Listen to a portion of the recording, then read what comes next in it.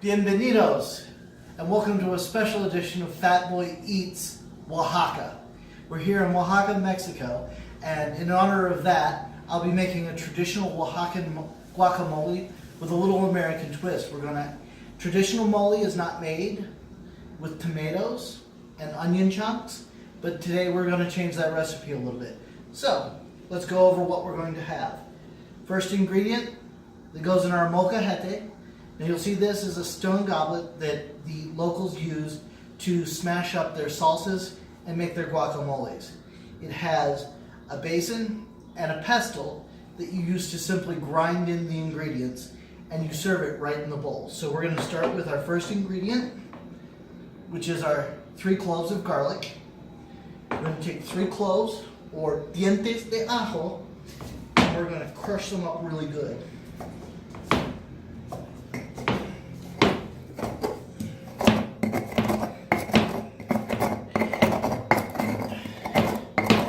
Once we get them crushed up and spread around into a paste. Okay. Our next step, we're going to take a little bit of the onion we're going to be using today, and we're going to put just a pinch of it in there to kind of make a paste out of it. We're also going to take some of our chopped jalapeno and we're going to grind it up to help spread the taste out throughout the whole dish. Alright. Now I use 1 jalapeno, 3/4 of an onion, 3 tomatoes, and about a 1/4 cup of defloured or picked cilantro.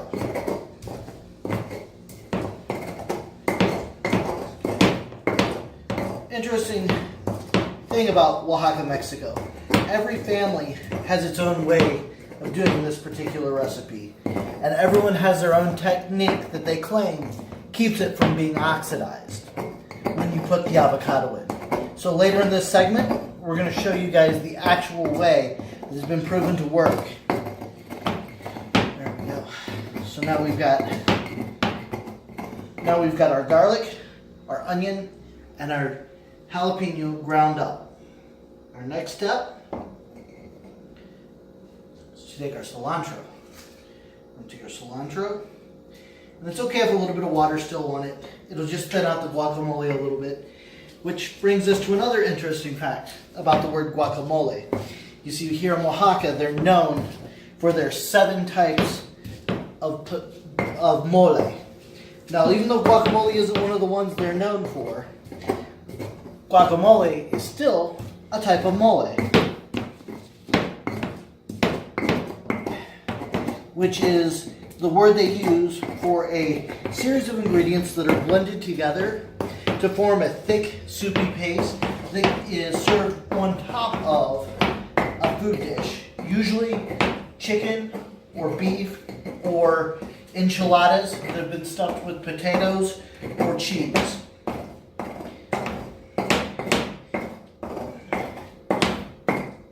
There we go. So now we've got a nice paste mix of cilantro, jalapeno, garlic, and onion. This serves as the base for our flavoring in the guacamole.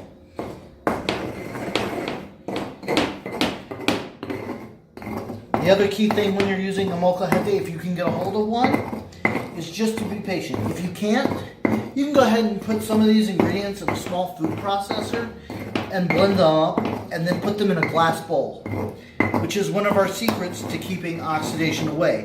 No contact with any metal with the avocados. So,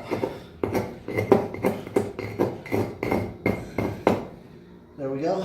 Now we've got a nice fine paste mixed up. Our next ingredient is going to be our avocados. We're going to smash these in, and we are going to form almost a salsa-like paste for these that our other ingredients are going to sit in. So, you'll notice I said no metal. You have your avocado, you can just pinch it and peel it. Now normally, when I'm peeling my avocado, I do it over a plastic bag or over a carving plate so that I have some place to put the extra skins and so that it doesn't make a mess all over my countertop. So, we'll just open up the nice plastic bag they gave me at the store. We'll throw these in. We're going to peel our tomatoes, avocados.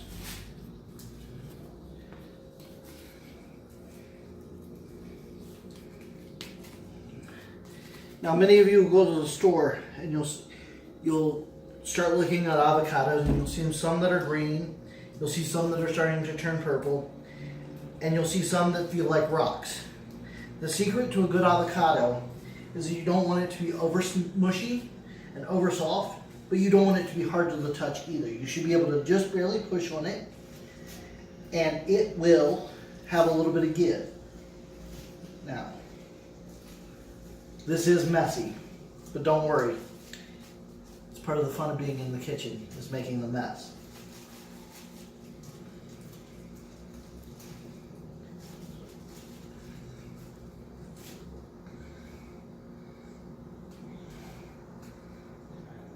Peel this really well. Now, if at home, instead of a metal knife, you have a plastic avocado peeler, or if you have a ceramic knife, those are perfectly safe to use with your avocados. You won't do any harm. So now, once we have it peeled, we have it ready, we're going to come back over our plate here, and we're just going to smush it or peel it off from around the bone. And don't worry about smashing it, because we're just going to smash it again. So there's one avocado. Ooh, even I make a mess. 2 avocados. Now you'll see that today I have my avocados inside of a bowl of purified water. It's because here in Mexico, even the locals, Mexican population, chooses to use purified water to wash and rinse all of their fruits and vegetables in. It's just a matter of sanitation. So you don't need this, but if you want to go ahead and rinse off your skins and leave them floating in some purified water, it would never hurt. So let's get it.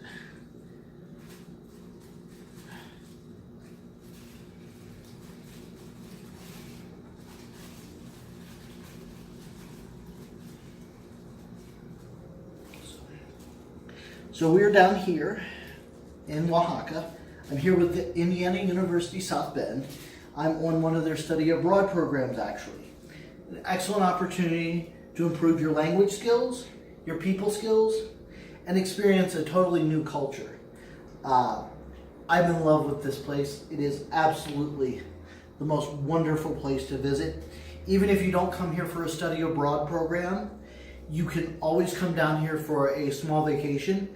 If you come right now, where we are here at the last 2 weeks of July, or throughout the month of July, you're going to see a transformation in the sleepy little city of Oaxaca. It goes from being a quiet, normal place to being quite the tourist attraction.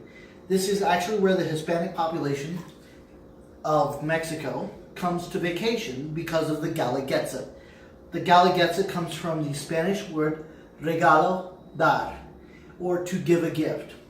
So the Guelaguetza is the city and the people and the 8 regions of the state of Oaxaca sharing their cultural heritage. Now I'm going to go rinse off real quick over here so that I can pick up my stone.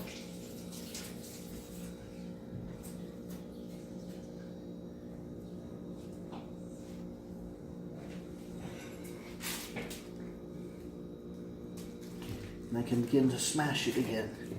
And we're just gonna go nice and slow and gentle. I'm gonna smash down, and we're gonna get it all blended together.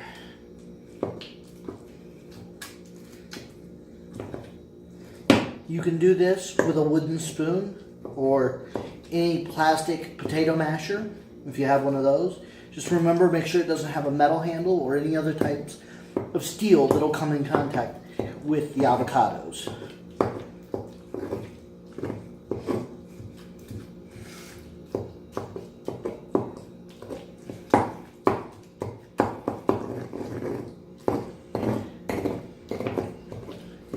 So, really lovely things happen around here.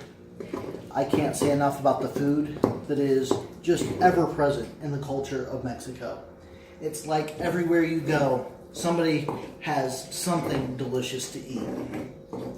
Since I've been here, I've had tortas, mole, pozole. I've had just about every traditional, what they call botana, that they have to offer in the state. And I still haven't had enough. Everything is fantastic here. The people, so friendly. Everyone, especially in the month of July, is ready to share the cultural heritage and the identity of Oaxaca.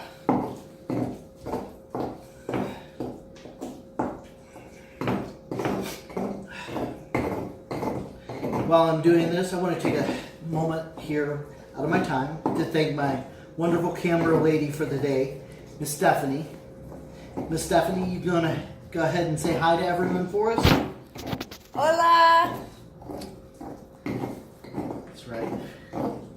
Speaking of the wonderful people I've met while I'm here, Stephanie was a complete stranger a few days ago when she was assigned here to the house that I'm staying at. One of the more interesting experiences that I encourage everyone to do if you come to Oaxaca is avoid the hotels and instead get along with one of the local community groups. They offer rooms and spaces for rent, such as the wonderful little cabana that I'm in. It's a little apartment that's just above the garage of somebody's house that she rents out. She's a wonderful person. She's an excellent cook. So, there we go. I'm going to put one more avocado in just to make sure we got plenty to eat tonight.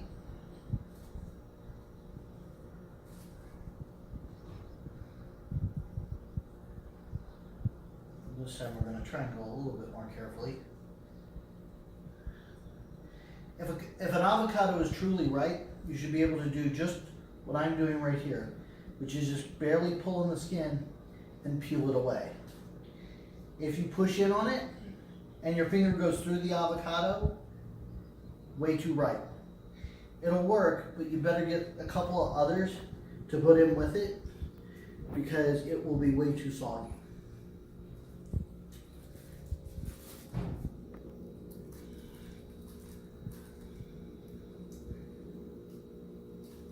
Okay. Down at the bottom we got a little bit of a sticky situation. There we go. Ooh. I got an eyeful of chili. So I'm just going to break up the avocado. And you can see the color on the inside of the avocado is a nice light green to pale green.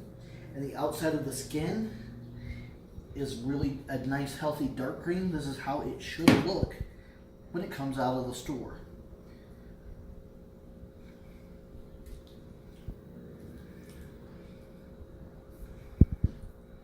We'll go wash our hands one more time.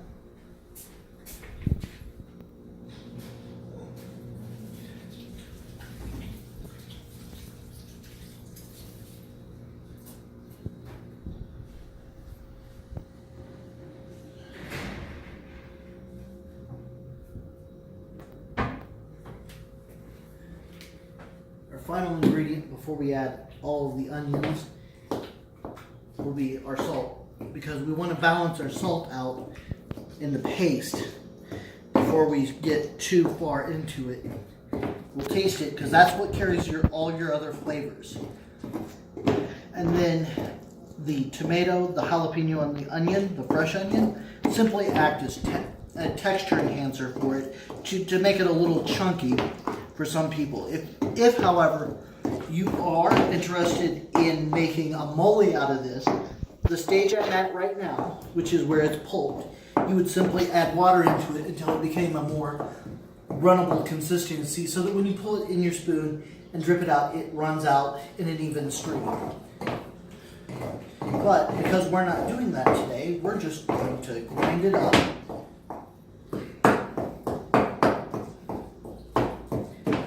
And we're going to make dip out of it.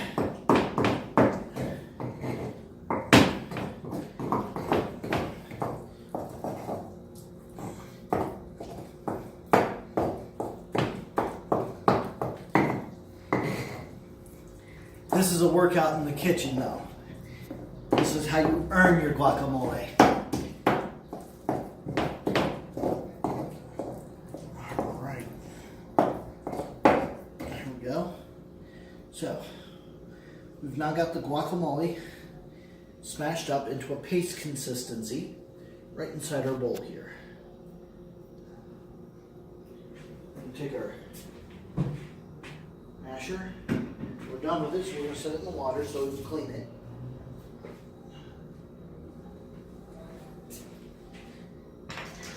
Key, wooden spoon, so that we don't accidentally come into contact with it. I'm going to put just a little bit of salt. You don't want to add too much salt, but don't be afraid of the salt either, because this is a lot of guacamole.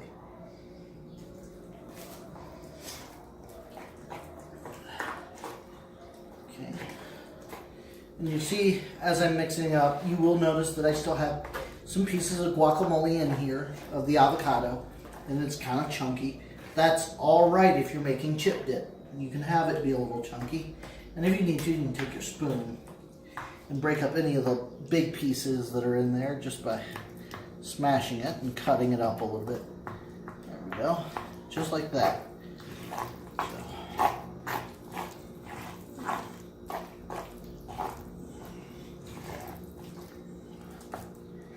Now, take a pinky, just flick it. It's about right, the salt. Would you like to give an opinion on salt? Perfect. All right. So now we're going to take and gently incorporate our other ingredients into the guacamole. I'm going to put a little bit of the onion in. Now I kind of go easy on the onion because I don't want it to end up being too much. A little bit of onion goes a long way, especially since we ground some up in it. Now the tomato, we can go ahead and use as much of the tomato as we like. I'm going to start with 2 tomatoes worth.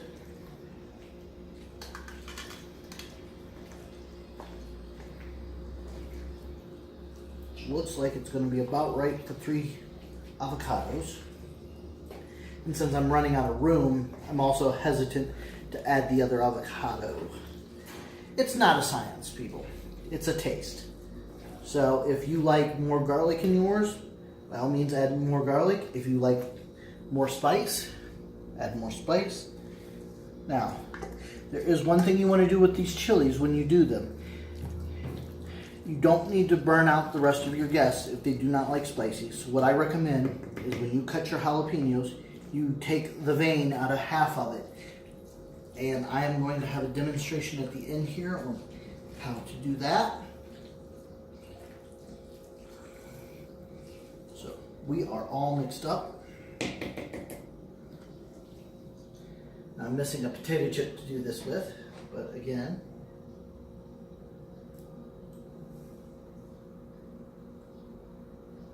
perfect. Perfection. So, I like mine a little more spicy than most people. Remember where we put our clipboard. So, we're going to add a little bit more jalapeno to this ingredient, this recipe. To add your jalapeno,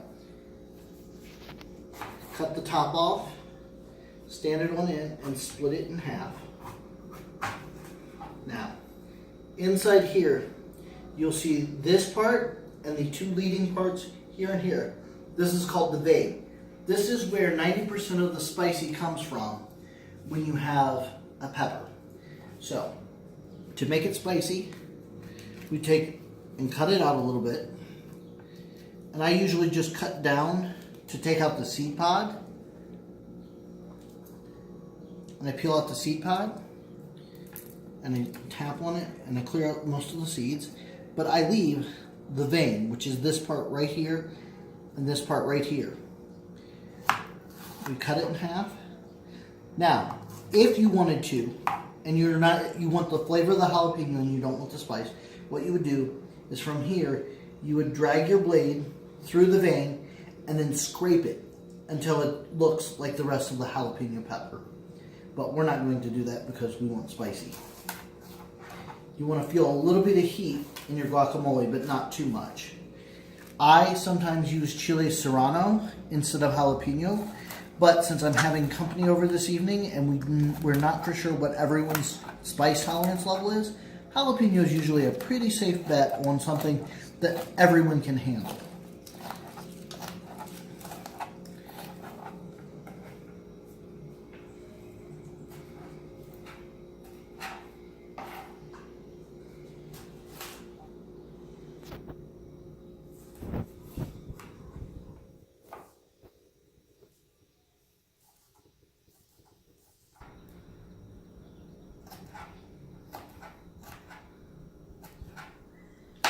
And then for the guacamole, we want to cut it into nice, thin pieces, little bits, so that it'll float easily on the chicharron or on the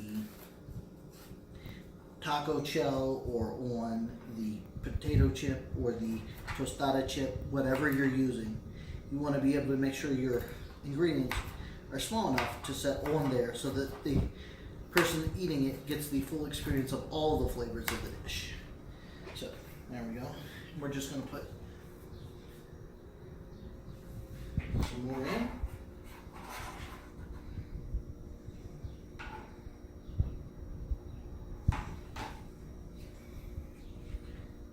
And I'm going to reserve just a little bit for garnish.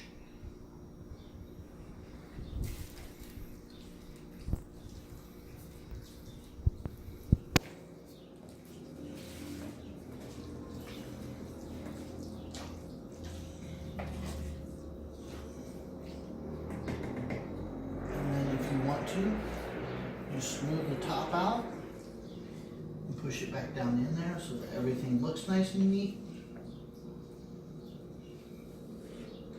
And you take a little bit of your onion.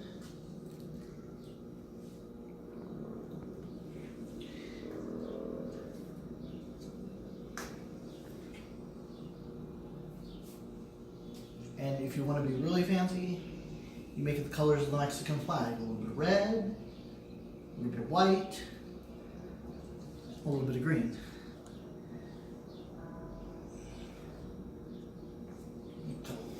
A little bit more jalapeno for the garnish.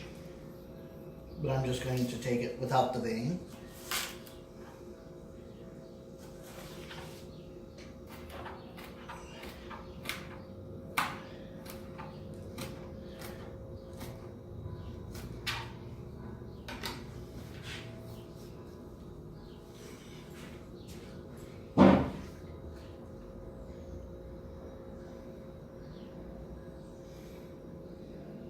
And there we go. A little bit of decoration in honor of Mexico. Again, I want to thank my audience. I want to thank my wonderful volunteer, Stephanie, for filming this episode of Fat Boy's Kitchen. And I want to thank you all from Mexico and wish you all a good evening.